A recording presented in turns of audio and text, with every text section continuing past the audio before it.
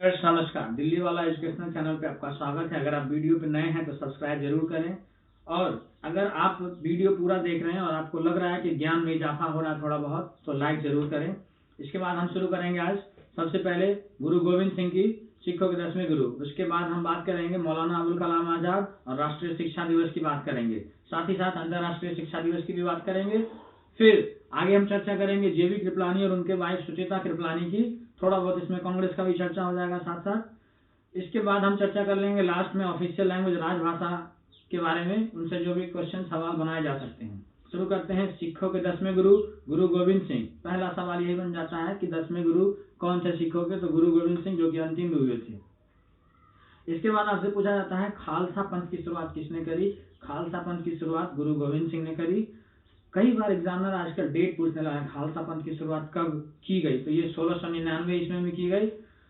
और इनके साथ कुछ और जुड़ा हुआ जो आपने सुना होगा कि सिखों का जो पहचान है केश, कंघा, कड़ा, कच्छा और कृपान, ये जो पहचान है ये भी गुरु गोविंद सिंह ने ही बनाई थी। मतलब इसको 5 के प्रणाली बोलते हैं, इंग्लिश में 5 के सिस्टम। तो ये सब कुछ गुरु गोविंद सिंह ने दिया है और ये आपको याद रखना चाहिए। इसके बाद इनके पिताजी का नाम गुरु तेग बहादुर था, जो कि सिखों के 9वें गुरु थे। अब हम बात करेंगे, आज राष्ट्रीय शिक्षा दिवस है। 11 नवंबर को हम राष्ट्रीय शिक्षा दिवस, नेशनल एजुकेशन डे मनाते हैं। आज 11 नवंबर को ही जन्मदिन है मौलाना अबुल कलाम आजाद का, जो कि भारत के पहले शिक्षा मंत्री थे, first education minister of India. इनके याद में ही हम नेशनल एजुकेशन डे, राष्ट्रीय शिक्षा दिवस मनाते हैं। अंतर्राष्ट्रीय शिक्षा दिवस की भी बात कर लेंगे, इसके साथ ही रिवीजन हो जाएगा अपना। हम 24 जनवरी को अंतर्राष्ट्रीय शिक्षा दिवस मनाते हैं, इंटरनेशनल डे ऑफ एजुकेशन मनाते हैं। अब मौलाना अबुल कलाम आजाद के साथ कुछ जुड़े हुए बात करेंगे, जिससे क्वेश्चन फ्रेम किए जाते हैं। सबसे पहला क्वेश्चन ये बनता है कि कांग्रेस के सबसे यंगेस्ट जो प्रेसिडेंट थे, मतलब सबसे कम उम्र के जो अध्यक्ष बने थे, उनका नाम मौलाना अबुल कलाम आजाद है। मात्र 35 साल की उम्र में ये अध्यक्ष बन गए थे कांग्रेस के। इसके बाद भारत में जो आईआईटी इंस्टीट्यूट है, बहुत ही जाना माना इसका नाम है आईआईटी का। इसका गठन का भी श्रेय मौलाना अबुल कलाम आजाद को जाता है। हालांकि उद्घाटन पंडित जवाहरलाल नेहरू करते थे, लेकिन गठन का जो श्रेय है वो मौलाना अबुल कलाम आजाद को जाता है। इसके बाद सबसे पहला आईआईटी खड़गपुर है अपने भारत का, जो कि 1951 में सेटअप किया गया था। अब बात आई है आईआईटी को, तो थोड़ा इसके बारे में कुछ क्वेश्चन फ्रेम किए जाते हैं, उसको जानते हैं। पूछा जाता है हमसे क्वेश्चन कि पहला पंचवर्षीय योजना, फर्स्ट 5 ईयर प्लान में कितने आईआईटी खोले गए थे, तो 5 आईआईटी खोले गए थे। और पहला पंचवर्षीय योजना आपको याद होगा 1956 से 1961, 1956 से 1961 तक ये कार्यकाल है। इसके बाद हम बात कर रहे हैं अब जो अपने जेबी कृपलानी है उनके बारे में। जेबी कृपलानी से सबसे पहले तो ये बनता है कि इनका जीवत राम भगवान दास कृपलानी पूरा नाम था। और भारत जब आजाद हो रहा था उस टाइम पर कांग्रेस के अध्यक्ष प्रेसिडेंट कौन थे, ये क्वेश्चन पूछा जाता है। तो भारत जब आजाद हो रहा था उस टाइम कांग्रेस के अध्यक्ष जेबी कृपलानी थे। जेबी कृपलानी ने एक किताब लिखा है जिसका नाम है द टाइम्स या फिर माई टाइम्स, ऐसे करके किताब का नाम है।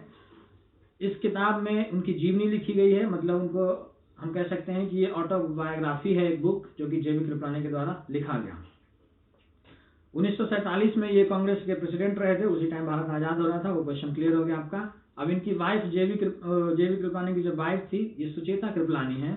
सुचेता कृपलानी के साथ कुछ चीजें, रोचक चीजें जुड़ी हुई हैं। सबसे पहले जेबी कृपलानी कांग्रेस से रिजाइन करके कांग्रेस के विरोधी बन चुके थे, लेकिन वहीं सुचेता कृपलानी कांग्रेस से ही जुड़ी हुई थी और भारत की पहली महिला मुख्यमंत्री बनी यूपी स्टेट की सुचेता कृपलानी। इन्होंने भी बुक लिखा है, उस बुक का नाम है अनफिनिश्ड, जो कि इनका खुद का जीवनी है। साथ ही साथ हम बात कर लेते हैं पहला महिला गवर्नर, पहला महिला राज्यपाल सरोजनी नायडू बनी है, वो भी यूपी स्टेट की। ये क्वेश्चन एसएससी वगैरह में कई बार पूछे गए हैं, आपको याद रखना चाहिए क्वेश्चन। उसके बाद कल हमने ऑफिशियल लैंग्वेज की चर्चा की थी।